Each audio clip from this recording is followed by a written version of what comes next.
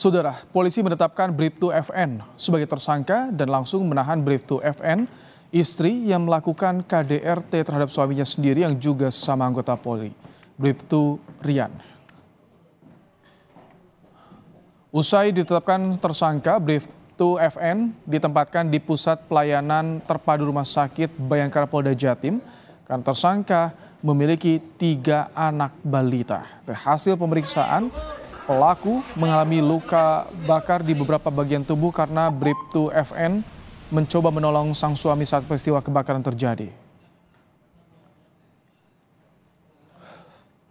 Sehingga terhadap tersangka saat ini ditempatkan di Pusat Pelayanan Terpadu Rumah Sakit Bayangkara Polda Jawa Timur. Pasca kejadian, tersangka ini berusaha sekuat tenaga untuk melakukan pertolongan terhadap korban, di mana tersangka ini juga mengalami luka-luka di beberapa bagian tubuhnya, di tangan kanan sebelah kanan maupun tangan di sebelah kirinya luka-luka, dan beberapa tubuh bagian depan luka-luka akibat terbakar juga. Tersangka kasus kekerasan dalam rumah tangga pasangan anggota Polri masih trauma dan mendapat pendampingan psikologis. Menurut polisi, tersangka menyesali perbuatannya dan sempat meminta maaf pada korban Bribtu Rian sebelum korban meninggal akibat luka bakar serius. Bribtu FN dijerat pasal tentang KDRT dan terancam hukuman 15 tahun penjara.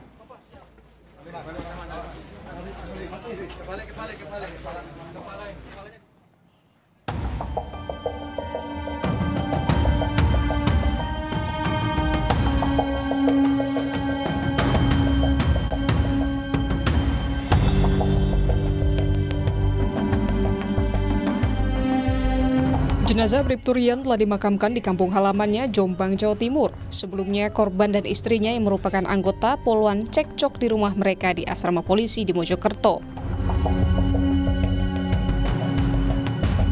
Menurut Kapolres Mojokerto, kejadian bermula saat tersangka mengecek ATM milik suaminya. Didapati bahwa gaji ke-13 di ATM suaminya sudah berkurang. Belakangan diduga gaji sang suami digunakan untuk judi online. Sekitar pukul 10.30 korban pulang. Tidak berapa lama, keduanya terlibat cekcok. Tersangka menyiram bensin yang sudah dibeli sebelumnya ke tubuh korban.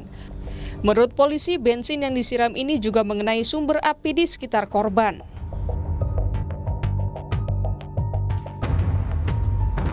Jenazah telah dikebumikan. Pemakaman Bribtu Rian dilakukan dengan upacara kedinasan, disaksikan keluarga, kerabat, dan rekan dari anggota Polres Jombang dan Mojokerto.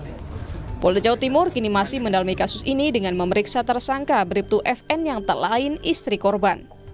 Bahwa motif daripada kejadian ini, bahwa saudara almarhum ini, Bribtu Rian Dwi Nugroho ini sering menghabiskan uang belanja yang harusnya dipakai untuk membiayai hidup ketiga anaknya. Ini dipakai untuk, mohon maaf ini, main judi online. Kompolnas mengingatkan institusi Polri agar pimpinan memantau anak buah untuk menekan penyimpangan atau mendeteksi perubahan sikap para anggotanya agar tidak kecolongan. Ya, pengawasan oleh Polri tentunya bisa dilakukan baik oleh pengawas internal, tetapi yang menurut kami paling penting adalah pengawasan melekat yang dilakukan oleh atasan langsung. Karena yang bisa mendeteksi bagaimana perubahan sikap anak buah, perilakunya, dan sebagainya adalah atasan langsung. Karena terus terang kami mengamati ketika atasan tidak peduli dengan anggotanya, maka dia akan kecolongan. Polda Jawa Timur saat ini tengah mendalami kasus ini dengan memberikan pendampingan tim trauma healing dan psikiater bagi istri korban yang telah ditetapkan sebagai tersangka atas KDRT yang menewaskan Bribtu Rian. Tim Liputan, Kompas TV. Untuk membahas lebih dalam soal kasus KDRT pasangan anggota Polri, kita bahas bersama dengan kriminolog Universitas Indonesia, Hanifah Hasna. Selamat petang, Bu Hanifah. Selamat petang, Mas Brahim. Baik, Bu Hanifah, bagaimana harusnya polisi menyidik kasus ini? Dengan latar belakang ada judi daring, kondisi psikis pelaku juga masih trauma, Bu Hanifah. Oke, baik. Sebetulnya ini masalah yang agak-agak rumit ya Mas ya, karena pelaku adalah korban gitu ya. Korban dari apa? Dari KDRT itu sendiri, bahwa ada penelantaran di sini ketika seorang suami tidak terbuka secara keuangan terhadap istri dan menggunakan uang itu untuk hal-hal yang lain.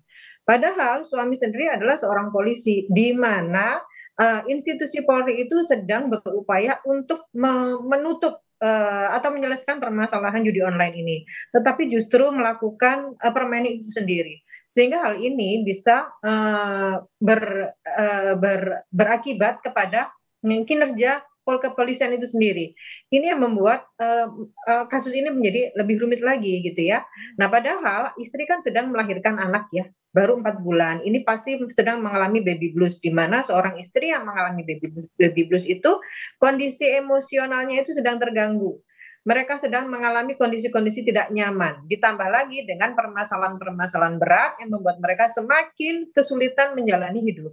Ini yang membuat seorang istri menjadi yang awalnya menjadi korban, sekarang menjadi pelaku. Seperti itu, Mas Ibrahim.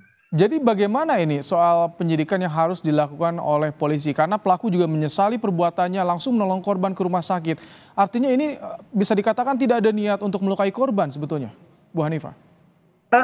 Biasanya macam-macam motif dari perilaku kekerasan ini. Bisa jadi si istri itu hanya ingin menakut-nakuti suami tetapi kalau dari prosesnya kan sudah nampak sekali dia membeli bensin eceran dimasukkan ke dalam plastik, terus melakukan mau memotret gambar itu untuk menakut-nakuti suami. Tetapi mungkin kejadiannya menjadi semakin berat ketika tidak sengaja api itu menyala dan menyambar. Jadi mungkin bisa ditanya lagi atau diinterogasi lagi, pelaku ini sebetulnya benar-benar ingin melakukan pembunuhan atau hanya ingin menumpahkan kekesalannya karena suami tidak bertanggung jawab terhadap istri. Baik, Bu Hanifah, ini yang jadi catatan latar belakang judi daring. Padahal itu yang harus ditindak oleh polisi. Apa sih yang men-triggernya sehingga ini korban bisa terjerumus? Atau ada pengawasannya lemah dari sini Anda melihat? Ya, jadi bisa jadi ini pengawasannya lemah dari institusi Polri itu sendiri ketika mereka tidak melakukan pengamatan langsung seperti yang disampaikan oleh narasumber sebelumnya tadi, bahwa pimpinan harus melihat bagaimana perubahan sikap dan perilaku dari anggotanya. Karena ketika ada perubahan sikap, ini bisa terjadi karena internal atau eksternal. Internal bisa jadi karena keluarganya, karena kesulitan mengendalikan emosi, atau dari eksternal yaitu pekerjaan atau hal-hal lain, tuntutan masyarakat, tuntutan orang tua, atau tuntutan yang lain. Sehingga dan satu lagi tuntutan ekonomi. Ketika tuntutan ekonomi itu menjadi besar dan tidak ada cara lain untuk menyelesaikan, bisa jadi menggunakan judi online sebagai cara yang singkat untuk mendapatkan itu. Nah, kembali lagi ketika dia berjudi online, artinya kan ada sesuatu yang ingin dipenuhi, mungkin kebutuhan ekonomi. Lalu yang harus kita lihat adalah bagaimana kehidupan sehari-harinya. Apakah dia jadi anggota yang hedon atau bagaimana, atau tuntutan dari mana sehingga dia tidak bisa menggunakan uang penghasilan dari institusinya untuk memenuhi kebutuhan hidupnya.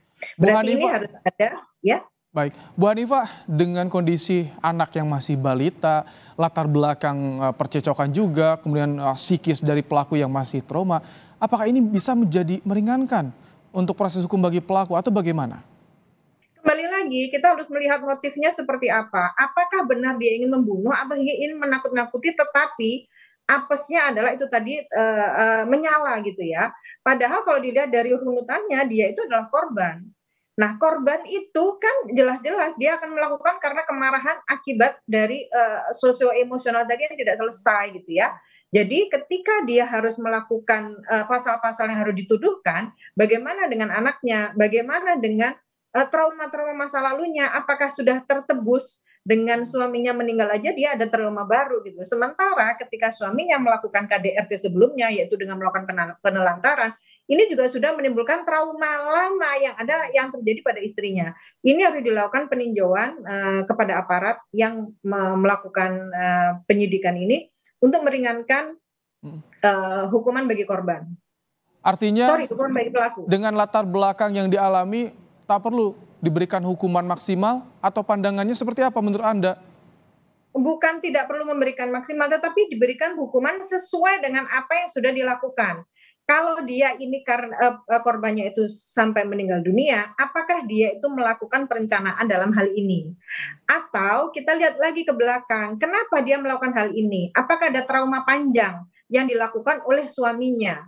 Karena ini sudah jelas bahwa ini adalah KDRT, pelakunya adalah korban. Jadi pelaku adalah korban yang sudah lama tapi sekarang tercetus untuk mengungkapkan kemarahannya sehingga menimbulkan kematian. Jadi yang harus kita lihat adalah dia benar-benar melakukan rencana pembunuhan atau dia hanya mau melakukan pengancaman. Karena bagaimanapun juga seorang istri dengan 3 orang anak, dengan 2 anak bayi kembar, itu sepertinya tidak mungkin dia akan menghilangkan nyawa suaminya karena dia butuh support banget. Bisa jadi selama ini sang suami tidak melakukan support itu secara emosional dan finansial terhadap istri sehingga dia menjadi gelap mata. Baik, terima kasih Bu Hanifah Hasnah, kriminolog yang telah memberikan pandangannya terkait dengan kasus anggota POWAN di Jawa Timur.